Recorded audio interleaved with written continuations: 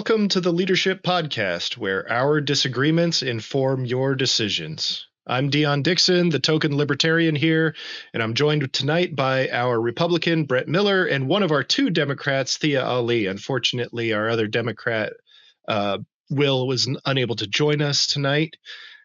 So tonight we're going to discuss the first 100 days of Donald J. Trump in office.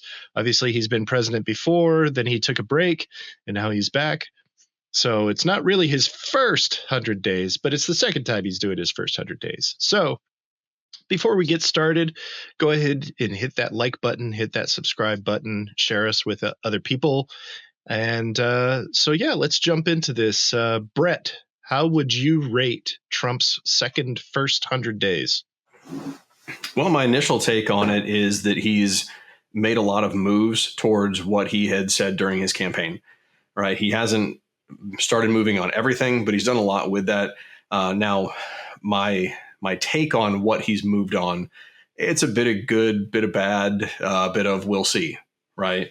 And kind of from that standpoint where there's stuff that he's started because obviously the big things that people are going to talk about are the tariffs. It's going to talk about the border in terms of deportations and how that's being handled, the immigration policy. You're also going to have, foreign policy, national security as a big issue as well. There's also been a lot of social and cultural things that have been done. I know that he's moved on. I don't remember the number off the top of my head. Dion, this is probably one you'll pull out, but the number of executive orders that he's signed off on, I know that he has done the most of any president. I lost track. Yeah, like it could be good, could be bad. We'll kind of see where it plays out. But my general take on it is that I think he has been effective with what he said he was going to do. Now, where I have kind of a caveat with that is we haven't seen the long game of where this is actually going to play out. Because just because he was able to make moves with the things that he promised on and he's put things in motion, that doesn't necessarily mean that they're going to be beneficial, right? And so that's kind of where we're seeing things. I know a big one on the mind right now of people is the tariffs, because the economy is a huge thing to everybody. Yes, the other issues are there, but when it comes down to it, people care. Can I feed my family? Can I survive? And so the economy is a big one. And the tariffs are something that scares people, right? I think it's because they're just kind of unaware of how tariffs can work, because it's not really something that any of us have seen in our lifetime in the level of impact that and the level of kind of the magnitude that he's put into it. We've just never seen it. So we don't really know what to expect. We have some historical examples to go from, but we just don't know. We're also dealing with a world economy that is much broader and much more connected than it was at really any time in the past.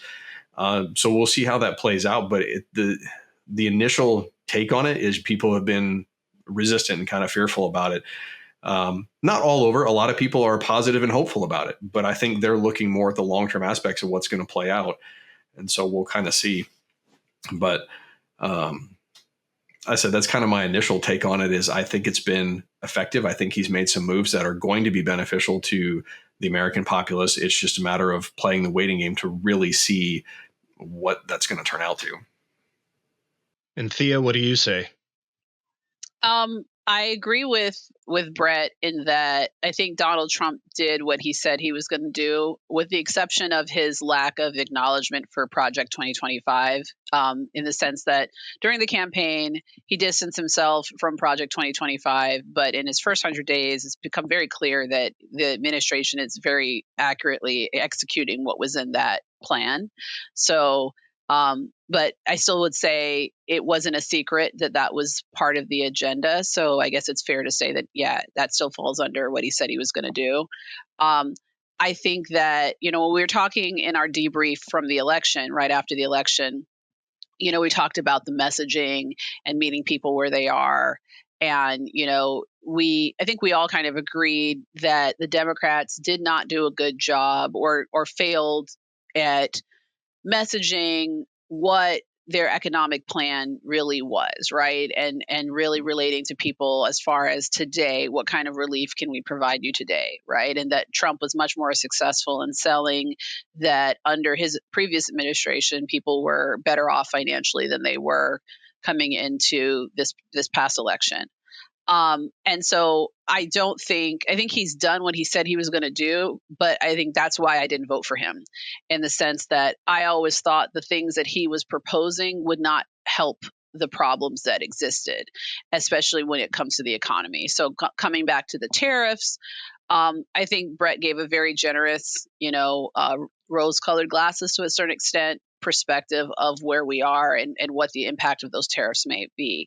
And I caveat that by saying I'm not saying every tariff could not, like, that there aren't tariffs that could have a positive impact over the long term, but that's not how they've been proposed, and that doesn't seem to be the effect that I think they will have, unless they become more precise and targeted, whether it be to specific industries or specific countries. But right now, the way that they've been proposed, it just has caused chaos. And tariffs against, when it comes to goods that we don't produce in the U.S. and have no real there's no real chance that we will. To me, that those don't make economic sense, and they just exist to create chaos and to damage our relationships with certain trade partners. Like an example of that would be coffee, right? So I went down the rabbit hole of coffee, and could we grow coffee in America if we wanted to,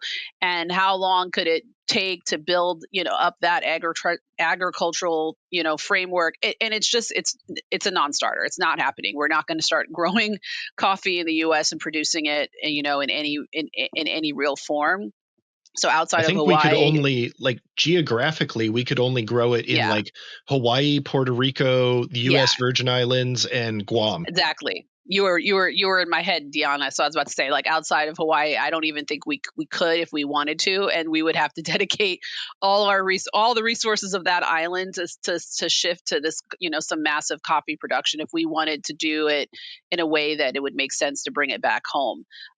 So from that perspective, I don't think he's been effective, because you use the word effective, Brett, and it's things like that.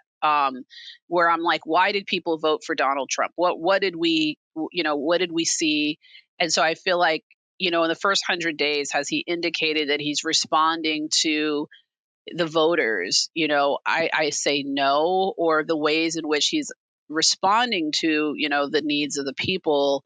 I don't think it's effective. And as far as the economy is concerned, I actually think the other thing worth noting is the disregard for the rule of law. I don't think he campaigned on that, right? Yes, he said he would deport people. Yes, he said that he was going to be, leading the charge and getting people who are, illegal aliens, as he puts it, out of our country. But that's not what he's actually doing.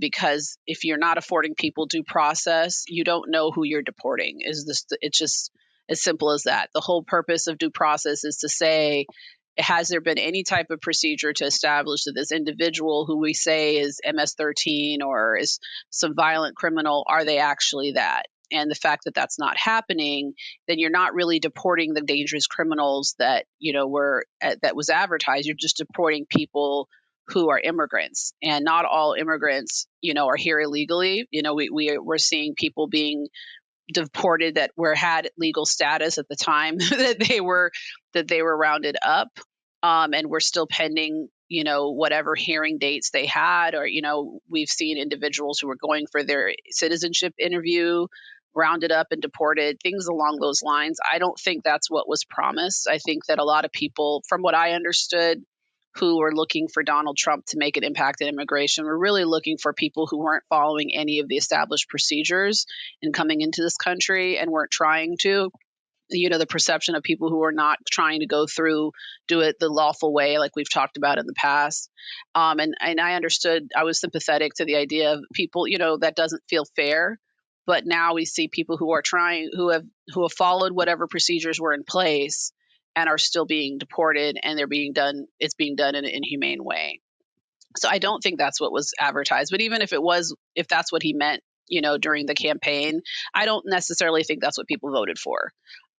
So as far as the first 100 days, I think that we're getting a different administration in the second term. And I agree with you, Brett. There's going to be certain things that over time we're going to see it play out. I do think that there are a lot of people who are on the fence. They maybe didn't vote, or, like we talked about before, lean towards Trump for economic reasons, that may be rethinking their view on how he approaches government. And we are seeing the quote unquote rise of the resistance now. So I don't know how that previews what the next, 3 years and 200 some odd days are going to look like. Dion, what's your thought?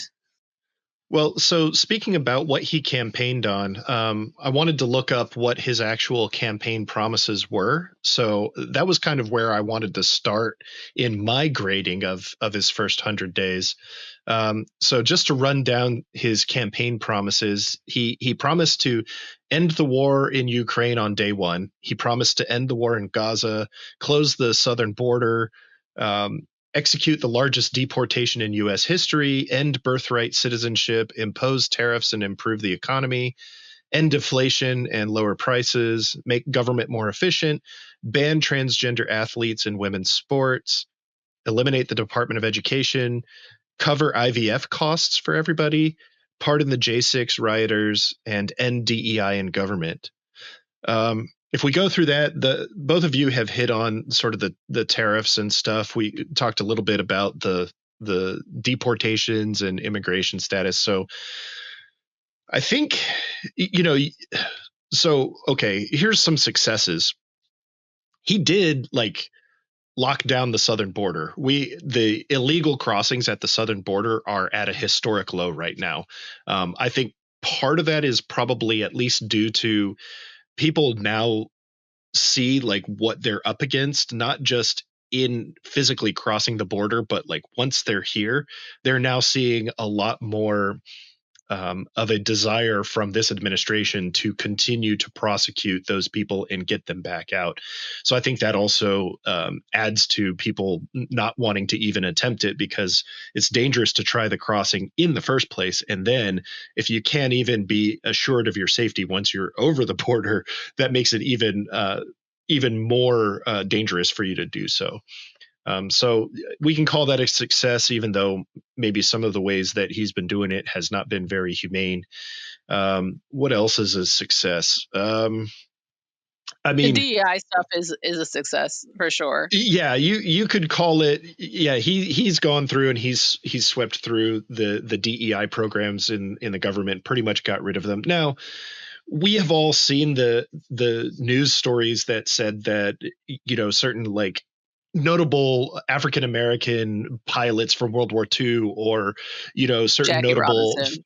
female, and athletes and female soldiers and whatnot have all kind of disappeared in this massive sweep of getting rid of DEI. I'm going to steelman the Trump administration here, and I'm going to assume that what they did is Elon went in with an AI program that just looked for certain keywords and stuff, and then just did a wholesale delete, and they weren't very meticulous about combing through it. I think that's no, they've reported that's exactly what happened. The problem though was the AI literally looked for key search terms such as women, Right. Black, terms that would encompass so much more. There were websites related to women's health initiatives that had to be put back online and things like that. So I think the definition, the way that they see DEI is problematic. So I would say it's a success in the eyes of the Trump administration. I think it's a disgrace in the eyes of who we are as a people and how we look at who we are. This idea that if you acknowledge that a woman is a woman, that's somehow DEI, and that's kind of how what you saw with a lot of the stuff that was taken down, especially on the DoD side. A lot of my female classmates, some of them, successes for flights and missions that they had done, really the story was about the mission, but it mentioned that it was a female pilot. Suddenly that story can't be told anymore. And, Right. that's unfortunate. Yeah. And we could, we still probably need to do an entire episode about DEI and all of that, but absolutely.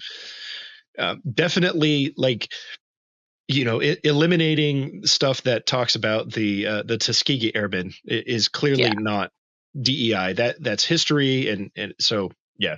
I guess another success was the pardons, right?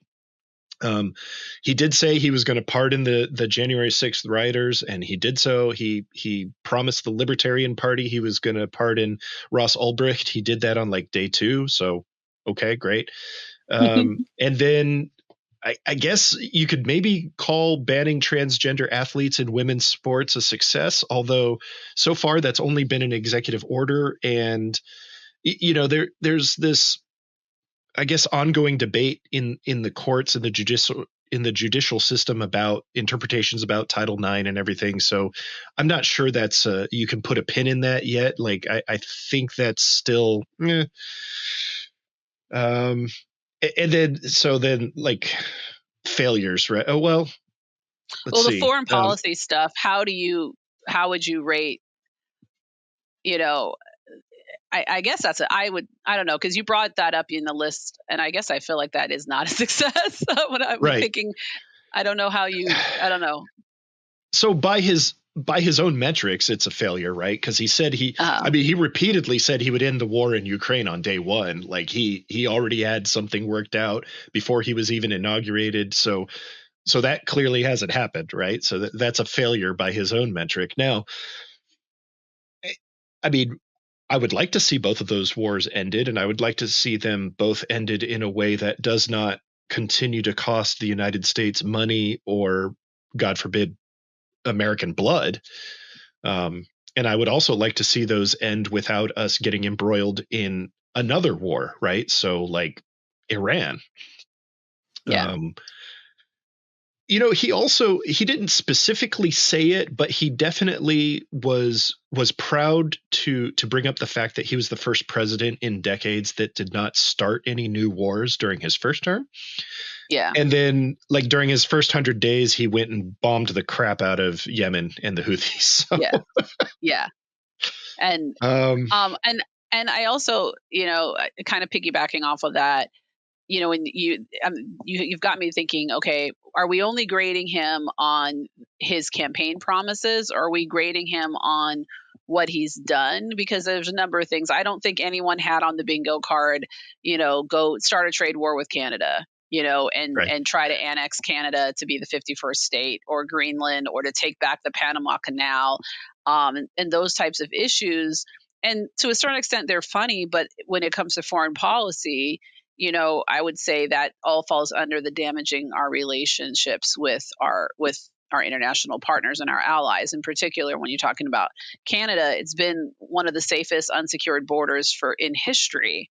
And yet now they boo the national anthem, the American national anthem, at hockey games, So, and that was quick, that was like a, quick change. I never thought that, that I would watch a video of the U.S. president and the Canadian prime minister that was as tense as the one from, I know technically that's after 100 days, but the one that we just saw was it last week or this week? Beginning of this week. I think it was a couple days ago. Yeah. Yeah. It's within the last week, though. Yeah. But yeah, so I don't know. That's the other piece of it. As we go through this report card, I do think we have to grade him on things that he's done that he may not have promised. Yeah, I didn't mean to to say that we would only grade him on what he campaigned on, but I think that's a good place to start, because it's like that's kind of that's the easy grading, right? That's like, okay, this is what you told us you were going to do. Are you doing it? And then we can go from there and be like, and by the way, this is kind of what we expect of our leader. Yeah. So I think one of the things to consider, I mean, obviously with campaign promises too, is it's not the promise that this will be done in the first 100 days, right? Now, I mean, obviously when you throw out, I'm going to end the Ukraine war on day 1, people expect that to happen quickly, right? Now, there's always factors in there that you can't account for. But I think something that I've at least observed in the difference between his 100 days in his first term and his 100 days in his second term is the tempo and the tone in which he's approached it. Right. I think the tempo has been increased where like he's moving a lot faster. Things are getting pushed. Again, we're not necessarily seeing things at completion yet, but there's a lot of things that have started. And I think, I don't know, and this is just me observing, being an entrepreneur myself, the businessman, I see the way that he's approaching things. And it's very much like a corporate takeover, right? Where you have new leadership that comes in and says, we are going to start afresh. And so we're going to push out all the things we don't want. We're going to start all these balls rolling and kind of whatever lands. But it's a big swing. And so we're seeing that. And I think a lot of the moves that he's made, I can't say that I understand them. I can't say that, as a businessman, I would have done the same, but also that's operating from a level that I don't have the same level of information that the administration does to do this stuff. Oh, but you I weren't don't know if they invited to have the that Signal level of chat? information. And they may not. Sorry, Dion, I didn't hear what you said. I said you weren't invited to the Signal chat. I should have been. Really, should have been on that one. I was like, hey, Pete, where's my invite? Right. Yeah. But I mean, yeah, it's, mistakes are always going to be made. Stuff like that happens. But yeah, when you're dealing with national security, that's probably one you should pay a bit more attention to. But what I was saying is like some of the moves that he's making is, I don't know, because with Trump in general, I know I'm going to stir up a hornet's nest with this one, but like just as an example, right, with the whole Pope thing, right? Like, and him putting out the AI image of him dressed as the Pope, like, personally, I think it's hilarious. I love that he just trolls people with it, but it's one of those that I take him seriously, but I don't take everything he says as gospel, right? And so that's a lot of the moves that he's making that I'm seeing that I think some of it is just meant to stir it up to kind of, get people talking, get people moving, bring people to the table where they can actually work things out long term. And that's where I was saying before that I don't know if this stuff is going to go to the positive or to the negative. It's going to be beneficial or not to the American people. But I think, at least from people that I'm talking to, they're excited that things are attempting to change. Right now, we'll see where it lands, but just the fact that we're moving away from the status quo and a lot of this stuff and the way that government has been running for the past 50 something years, people are refreshed that someone's actually willing to try. Biden, I know under one of the things I've heard said under Biden, he used to talk about get caught trying, as far as bipartisanship, that was one of his things. So I think you're right in the sense that get caught trying to implement change. And he has been effective in that, the effort. But putting aside just my fundamental disagreement with some of the things that he wants to change, like the trans athlete issue, like I would fall on the other side of that. Right. But when it comes to, like the economy, the uncertainty has never been good for the economy. Right. And we are seeing like real economic impacts, like I have, so you talked about the hostile takeover. So I'm part of my job. So my specialty is labor and employment. So a lot of times if I'm on the side of, either side, whether that's the company that acquires the other company and did the hostile takeover, or the one that was on the losing end. But let's say I'm on the one who's did the hostile takeover and they still have employees. I'm always the person that then is there to clean up the mess left behind by that hostile takeover. When you now have people whose rights got trampled on, who were not given, that things that they were entitled to receive, they didn't receive, contracts they're breached. There's like all sorts of messes. Like I feel like the hostile takeover is like the bulldozer that comes through, but then there's always the stuff that kind of falls out along the way. And I'm the little person with the broom trying to clean up all the messes that are left behind. And I think we're seeing that is what I fear. That's really what the future is going to have in store. It's not going to be like, we successfully accomplished X, even if we, supposedly accomplish it. It always, at what cost, and what did it take for us to get there? I'll quote Marvel. Are you guys Marvel fans? Yeah, Okay, so of you course. remember when Thanos did the snap and he's looking at Kitty Gamora and he's like, I did it basically, and she goes, but at what cost? And what did it cost you? And he was like, everything.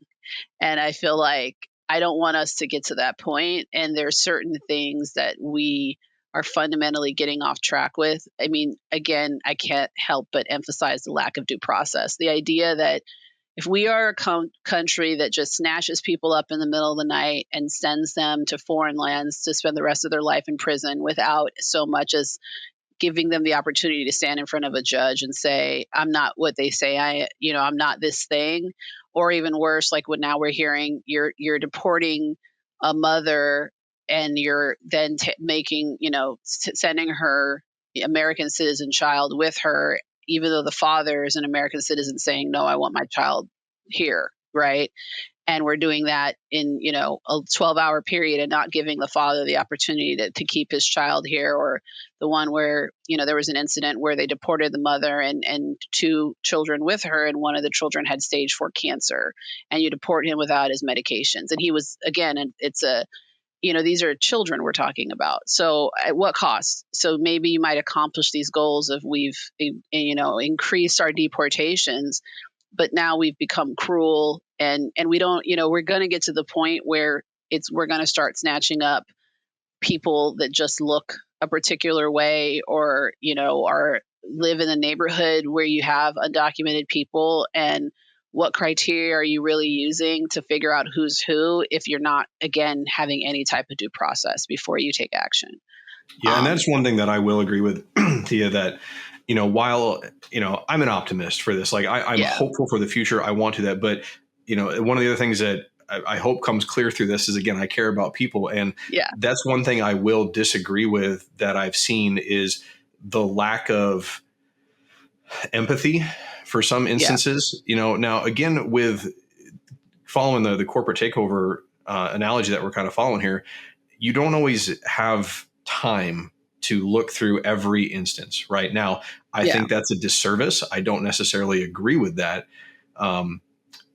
Because even with some of the work that DOGE has done in this first 100 days coming through and changing things, and, you saw the big sweep that, OPM, the Office of Personal Management, put out for government civilians, that they had a timeline that they had to reply and all this kind of stuff. I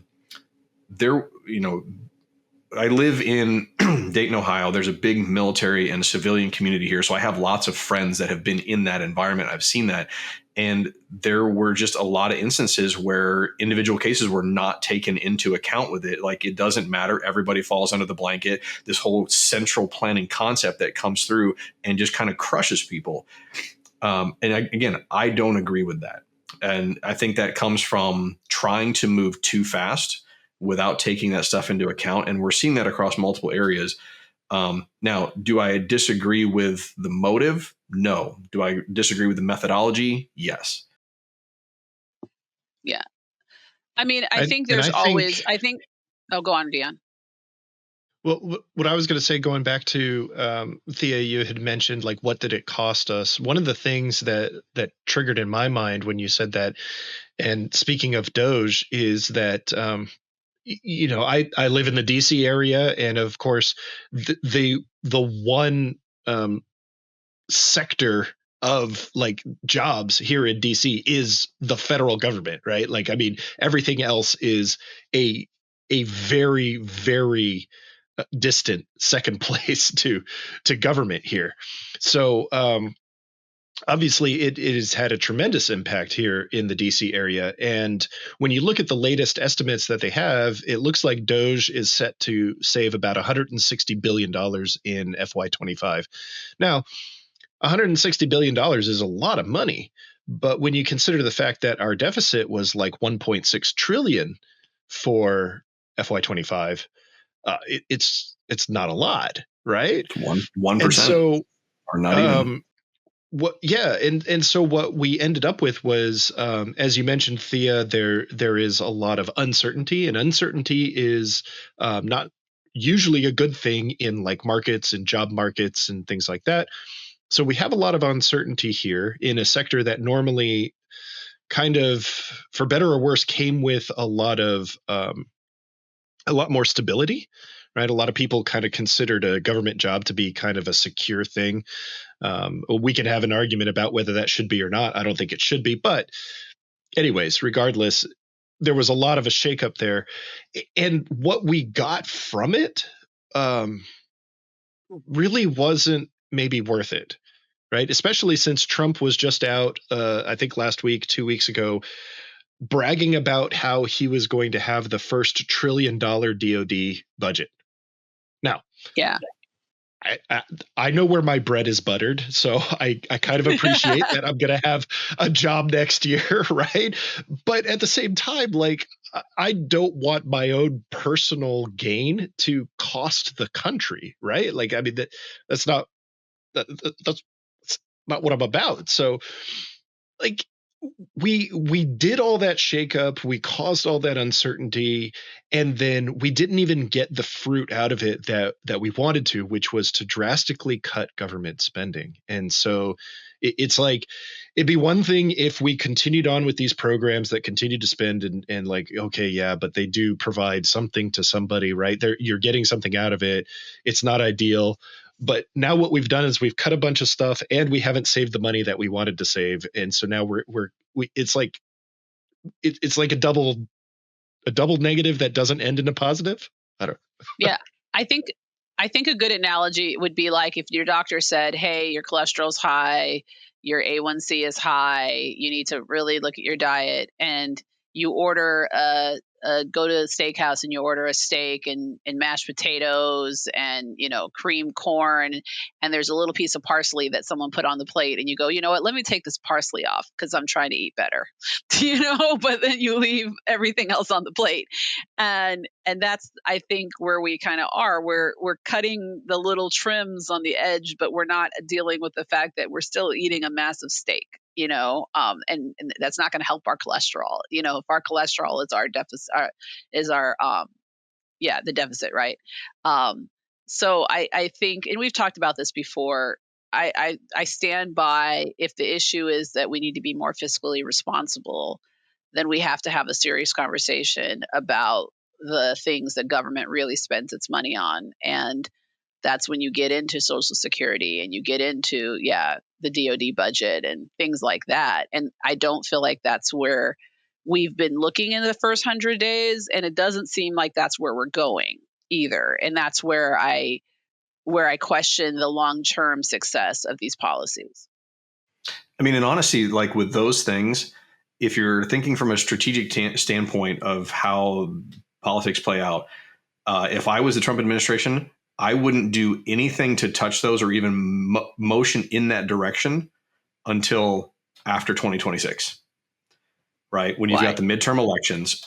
Because if you make that move now, you're going to anger a lot of people. And I don't know if a 2-year window is enough time to turn that to be a positive to where you're still going to get the votes to come in 2026. Right. So I think if you made a move for that. But this is the only time when he knows he has a majority in the House and the Senate. He has the White House, and arguably he has a conservative court. Like, these 2 years are the only guarantee that he has that he's got everybody on his side. It seems to me like this is the perfect time for him to address those. Well, but I think with such a thin majority to try to move on Medicare, Medicaid, Social Security, I think even your, middle ground Republicans are not going to go for that. I mean, here's the thing. Right now, he has Congress by a chokehold. He will not have Congress by a chokehold after 2026 because he will become a true lame duck. And somebody has to run for president on the Republican ticket that's not Donald Trump. And so I think you will have to see some Republicans, like, they will be looking at their futures, their political futures, in a different light in 2026 and on beyond than they are right now, where we're pre-midterms. Because I agree with Dion. And maybe this is the optimist, Democrat in me, but for the most part, midterms, he's not going to, the chances of him keeping the House are slim, just based on history, regardless of where we are with politics. Like, normally the incumbent, is they lose the House in the midterm. So the idea that he keeps the House maybe maybe not. Even if he keeps it, I just think you will see a difference. You might see, the legislative branch come out of their coma after the midterms, because there's, they still all got to run again in 2 years, and they know they're not running with Donald Trump on the top of the ticket. And whoever's going to be on the top of the ticket is not going to have the same charisma and following that Donald Trump has. At least if that person exists, we don't know who they are now. So whoever's on the Republican bench, that, I don't see people having the same affinity for JD Vance at the top of the ticket that they had for Donald Trump. And I think Republicans know that. So, not to just focus too much on politics, because I think we do a good job on this podcast staying away from just the political aspects of how these policies play out. But Brett, you make a good point, right? It's never going to be politically popular to attack the big ticket items. But if that is your goal, if that is the thing you say you're trying to accomplish, either I'm going to curse, either shit or get off the pot, but I don't want to hear, I'm tired of hearing about fiscal responsibility, and that's why we have to cut, cancer research, when we all know that's not going to get us where we need to be, if that's really the point of it all. Well, so I will put out there, Thea, if you cut cancer research, then you reduce the number of people who will be taking Social Security payments. And then it comes back to at what cost? At what cost, Dion? What? So, but touche. All right. So getting back to the first 100 days and how we're scoring him. So, I mean, not that this was a true tangent, but, bringing it back more directly to Trump and what he's been doing. By the way, Brett, I looked up the number. It was 142 executive orders signed in the first 100 days, which, holy crap. And this, as a libertarian, and Brett, I would say probably as a Republican too, this has got to be very disturbing, right? Because this is very top-down central planning monarchical behavior. This is very anti-Republican platform, and definitely does not suit at all for libertarian platform. How do you feel about that? I mean, I'm not opposed to the executive power to be able to do that.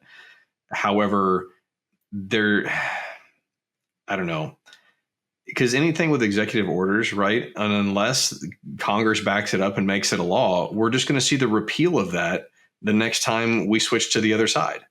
And so then we get this flip-flop politics back and forth, and it just creates more and more chaos for the people. I'm not in favor of it for that reason. I think it should be more of a scalpel than it is a chainsaw. It should be very strategic in how it's used. And I don't know, maybe there's a strategy I'm not understanding as to why all of these were written. But yeah, I don't agree with the excessive amount that went into it this time. The thing that's weird is it's not even necessary because of the control he has over Congress. That's the thing that I keep coming back to. We saw it with the cabinet appointments, that there doesn't seem to be an appetite for the, either senators or elected Congress representatives. They don't seem to be willing to go against Trump if he really pushes that he wants something. So for that reason, this is one of the few times where he could get things through on clean bills, meaning a bill that's for that one, just like you have an executive order that's only addressing the one issue, they could push through. I think you could probably get away with pushing through a number of his actions through legislation. And so the fact that they haven't done that, I don't know. I guess I'll agree with you. I don't know what the logic behind it is, because then you would be codifying. Now, some of his more controversial things, no. But there are a number of things I think they could have at least tried to enact through legislation. It just wouldn't have happened as fast, but it would have a longer effect. I wonder if it goes back to the speed thing that Brett brought up. Is that that's exactly the point? Is he wanted to come in like a bull and just have all these things happen immediately, and maybe Yeah. maybe it sets the tenor for what he wants to be on Congress's docket. So it's kind of his way of signaling, like, hey, you guys, like, I'm going to do these things by executive order, but these are the things that you should be teeing up as bills coming after it. I don't I know. I mean, I think the cynical in me, or the cynic in me, thinks that's giving them too much credit, because I think really the only thing they expect out of Congress is a tax cut. And I think that's the only thing that they really are looking for Congress to accomplish as part of their agenda. Um, and maybe that's why, I guess the tax cut and, raising the debt limit, or, it's a ceiling and things like that. But I don't think they expect anything from Congress. And as a result of that, I just feel like we're playing the short game. I don't feel like we're playing the long game. That's where Brett, you and I differ. I don't think Trump is playing the long game, because he's not doing anything in a way that will outlast him if a Democratic administration is elected in 2028. And at least if you're pushing for legislation, then that it's much like you guys are saying, it's harder to undo whatever that legislation is, because it has its own built-in timelines and things like that, and then you would have to go through the process to repeal it and whatnot. He's not doing that, so it's just kind of like, I feel like this is king for a day, and then either the next Republican, if for some reason a Republican's elected next time, maybe these things are, have some time, have some staying power, but otherwise it'll be gone day one of Thea Ali's presidency in 2028. I'll just throw out myself as a candidate, since who knows who will be running. Is that an official announcement, Thea? No, You're gonna have to. I think your competition right now is Gavin Newsom and AOC. I know, definitely Newsom. Definitely Newsom's running. I think we are also seeing what's our good old senator from Jersey, Cory Booker, and then Pete Buttigieg. Those are my people that I think we're going to see in the primary, because they're just so outspoken right now. Good old Mayor Pete and his beard. So, one of the other things that I wanted to talk about, you mentioned the rule of law, and there's a lot of so we talked a little bit about the due process thing, but there's also a lot of sort of friction between the White House and the Supreme Court. And the rest of the courts, right? The rest of the federal courts. We can't forget that there are circuit courts and other lower courts that can make a ruling that may not be what Donald Trump wants to hear. And so, I think I mentioned this on one of our previous podcasts, that a sign that our system of government is working is that the branches are still talking to each other, right? That if they're pushing back and forth and saying, well, we don't think that this is right, and you don't have the constitutional power to do this. Oh, wait, but yes, here's why we think we do, right? That's the point where it's kind of the way the system was intended to work, I think. But I know, Thea, your opinion here is probably that it's gone beyond that. So what do you think about that? In the first 100 days, has Trump overstepped his bounds, or do you think he's still sort of following the Constitution in this balance of power between the three branches? I think we all have had small children that you tell them not to do something, and they look at you, and there's that moment where you think, is this child what is this child about to do, the thing I told them not to do? And you're waiting to see, like, am I going to have to react? Like, and there's that little standoff. It could even be 30 seconds, but that feeling like, oh, don't try me, kid. I think that's where we are right now with Trump and the court, with the administration and the courts, right? The first space where we're really seeing it play out is with the deportations and, the defying the court's orders and saying, hey, or like splitting hairs as far as what the court's order even means. You have Miller up there making it seem as though that Supreme Court decision was in favor of the Trump administration, and he's cherry picking words out of the decision that is just not in the spirit of what the decision actually said. So I think we're right there on the cusp. I think that if, it's to me indicating that we're going to go over the edge. Because we're only in the first 100 days and we're already seeing, and the more they push the envelope, the more that John Roberts is going to have to come to terms with, whether you are going to take a stand and uphold the rule of law. I've never been a fan of judges trying to appease the political process in any way, where you have judges that are kind of like, well, we don't want to, we don't want to upset the administration, or, I think that John Roberts has tried to play politics badly as far as giving, the administration in his first term and even now a little bit of too much rope and too much deference. And now we are seeing fundamental issues under the Constitution come into question.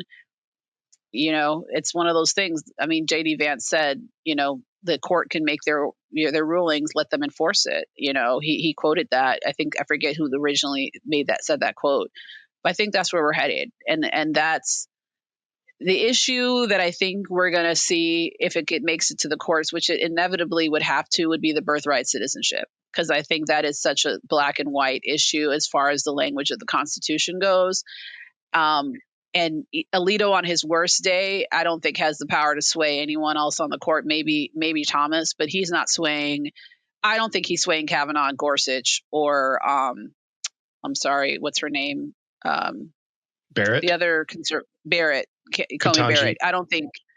No, Barrett was who I was thinking. The other conservative judge. I don't think they're that far gone that they're going to throw out the 14th Amendment altogether. I just don't see that happening. So if the court comes against, will Trump defer to them in that? I don't know. But it's a scary thought. The other thing I don't like about the courts, you mentioned that there's courts at different levels. And this comes back to our conversation about states' rights. Now, I don't know all the facts. So let me start with the big disclaimer. I don't know all the facts of what happened, but we did see the arrest of the Wisconsin judge. And so you were seeing the tension between state courts and the federal government as well.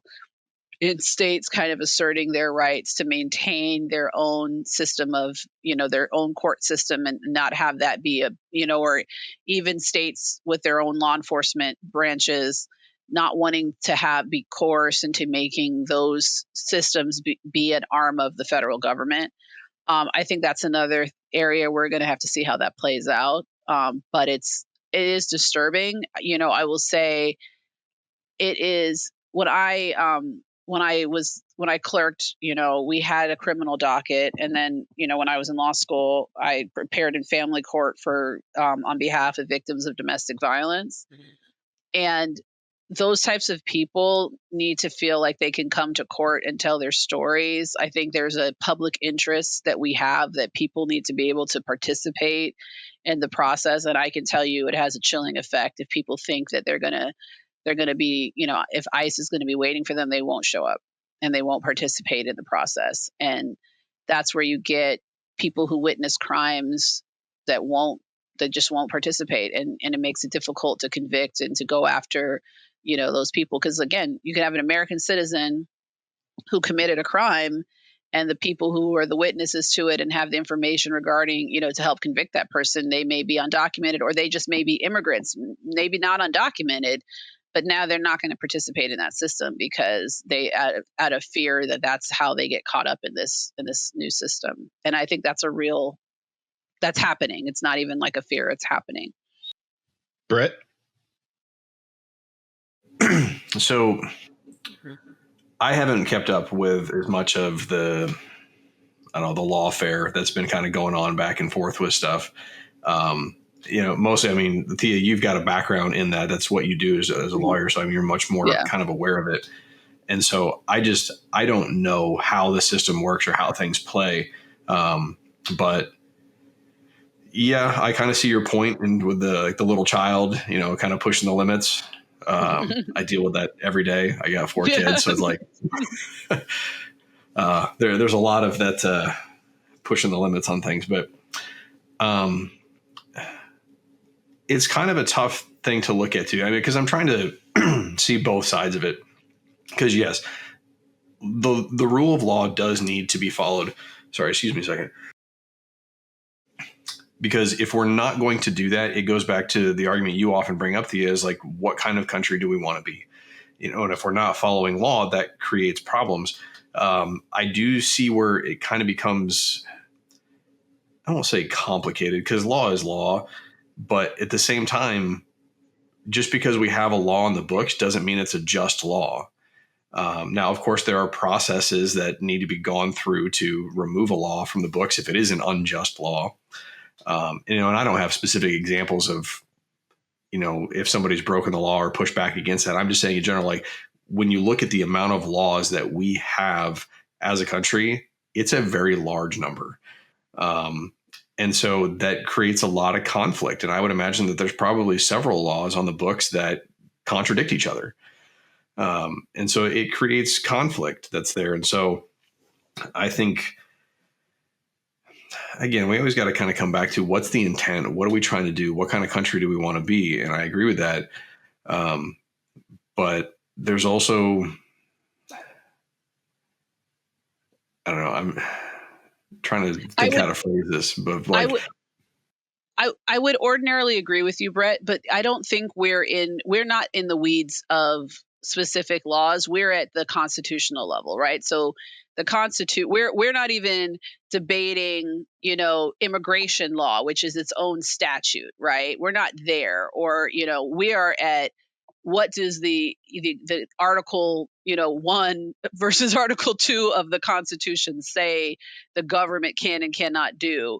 What rights is a person entitled to due process before the government acts against them? Who is a citizen of our country? Like, we're at that high level of debates where it's, the administration is pushing back on it at that level, right? So I think you're right. There's a number of laws. I actually had a whole thing in law school about, I had a professor who made us go through the California Penal Code and find the most ridiculous law on that we could, I think mine was that there was something about an assault on elephants that's like actually its own specific part of the penal code. Like, why do elephants need their own like carve out under criminal law? But I agree there are a lot that could be on the books, but I think the problem here is we are not even, that's not where we are. We are at just basic, the amendments. What does, the First Amendment, Trump said in the interview this weekend when they asked him, do you have to follow the Constitution? And he was like, I don't know. That was problematic for me. Like that's, and any other politician, that would have been political suicide to say, I don't know if I have to follow the Constitution. Like, it's not that long of a document. There's not that much in there, right? Like, to just blatantly be like, I don't know. I'm not a lawyer. That's what he said. I'm not a lawyer. But yet you took an oath. Your oath was to support and defend the Constitution. The first words of our oath are with the oath that he took. But you don't know? Did you not understand the oath? Like, that's where the disingenuous part, where I get irritated, because it's like, that's not in good faith. Your answer should be yes. I'm going to follow the Constitution. Debate what you believe it means. If you say you don't think the Constitution stands for X, okay, then that's one thing. But that's not even where we are. So I don't want to get too much of a legal argument, but I think that for every person, you don't have to be a lawyer to be like, to feel uneasy, at least, of where we are with it.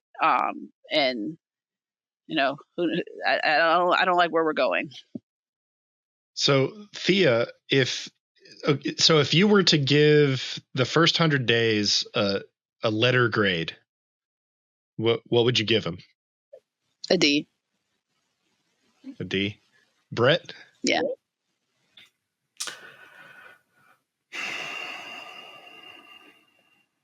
I'll go with,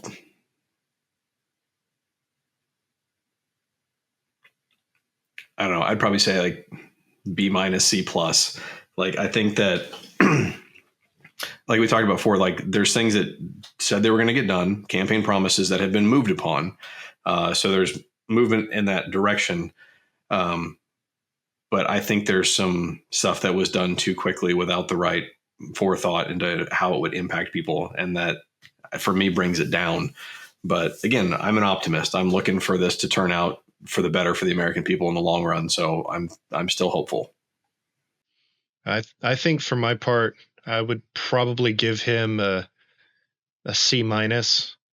I would be like, I think Brett, you said it that, the first 100 days, almost everything that he promised, except for the day one, I'm going to end this war, almost everything else he promised was going to take time. And to expect that all of that would get done in the first 100 days would be kind of ridiculous.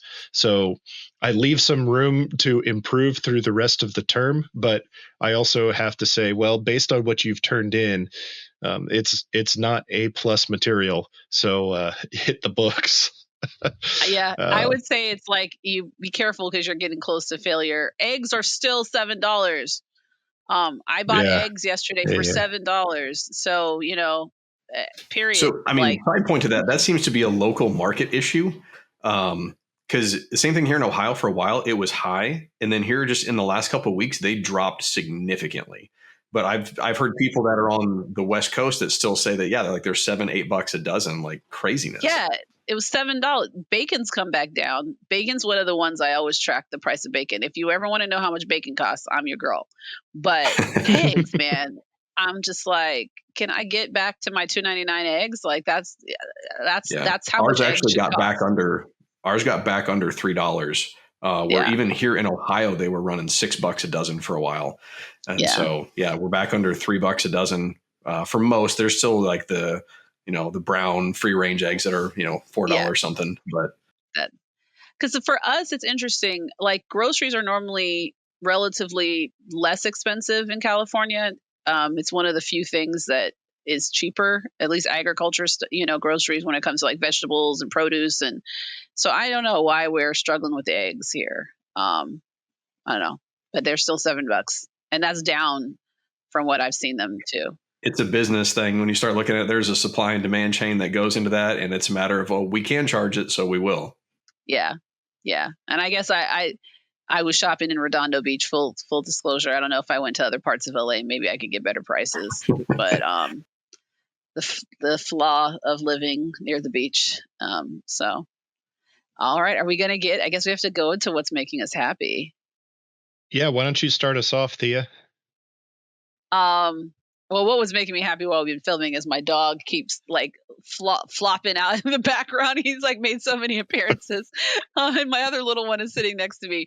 But my big one is, so I had my TV. I had this Sony Bravia that I've had for a while, and it like just gave out on me. It's in the living room, and I was like, I hired this repairman and he came.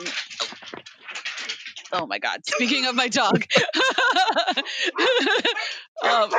sorry, the neighbor's cat is in the background. Can you even hear me? Yeah. So, Theo, can you come get? Sorry, Theo, can you come get Obi? Theo, come get Obi. I just talked about that dog in a good way. Put him out of my room. Put him out of my room while I finish. Grab him and get him out of my room.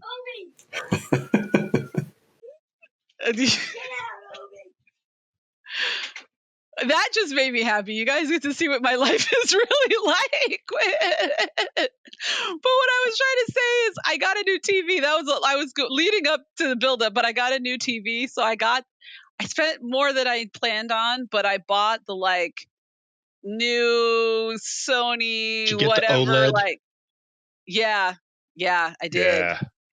I did a little bit. Like, okay, I spent the money. I call it a mini investment. This TV better outlive like my kids at this rate. Like, I'm like, I am not buying a new TV. I could have bought a used car for what I paid for that TV. So, but I'm happy. Like, or maybe in a different economy, I could have bought a used car. But anyway, I watched a movie on it last night, and I turned off all the lights, and I was in the living room, and it looked really cool, and I was like, okay, this is making me happy, even though I'm still kind of like swallowing the cost of getting that TV. But for the first time in my life, I have like the state of the art, cool, fancy TV. I had never done that before, so it's making me happy. Awesome. That's good stuff. And I'm saying, Thea, when you mention the OLED and you get the nod from the two engineers, it's like you're in a good spot, right? Okay, yeah, I did. I got it. It's like the 10 Bravia OLED, whatever. Yeah, like I read Consumer Reports. Like I was like going through Wire magazine, and I went to see which TV was rated the best, and it seemed across the board to be getting the best reviews. So that's the one I got. Yeah, I look forward to investing in one of those in the future. I'm actually still rocking an old plasma screen for our main TV. Man. That thing has lasted well, and it still has one of the best pictures, in my opinion. But as far as what's making me be happy, honestly, it's more of a level of gratitude than it is like any specific happiness. I was joking around with Dion when we first hopped on that, just recovering from getting old. I tweaked my back on Sunday, and just like the fact of like the last couple of days has sucked, like trying to do anything, move around. So honestly, just gratitude for general health, like just being able-bodied and being able to move and engage in the world in a regular fashion. Like just the understanding of that is just a level of gratitude that I definitely have just after the last couple of days of like hobbling around and, can't lift my kids and do that kind of stuff. So I'm just, happy to be healthy. Yeah.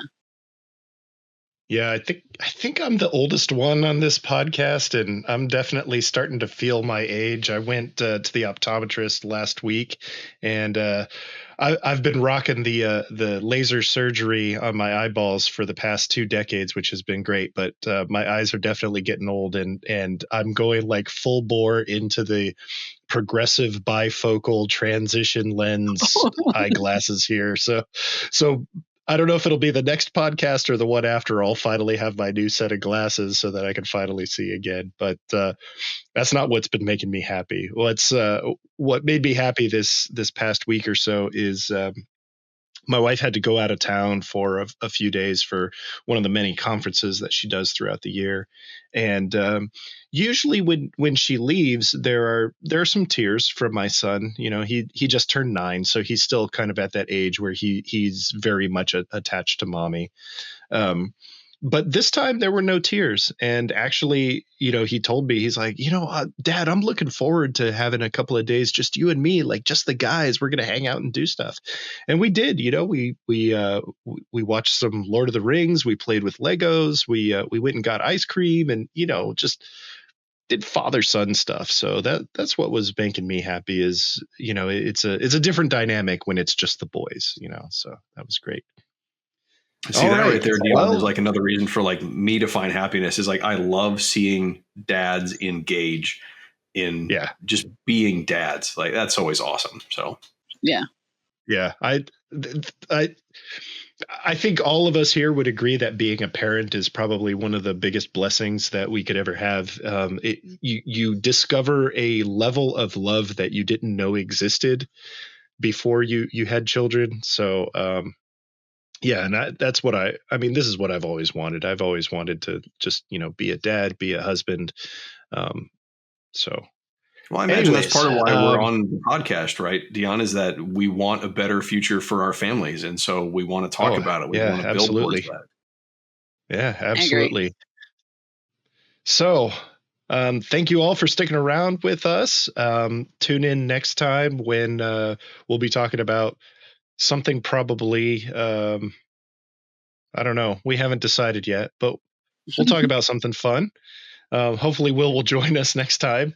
And in the meantime, like, subscribe, and please share us with your friends and family. If you're enjoying this, that's going to help us. And oh, by the way, my wife did mention, why don't you guys go ahead and leave us some comments? Let us know what you think. How would you describe, how would you grade Trump's first 100 days in office this time around? Let us know what you think, and send us your questions and send us your comments, and we'll be happy to talk about those on air the next time we come together. All right. Yep. We'll see you next time out here. Bye. Have a good week.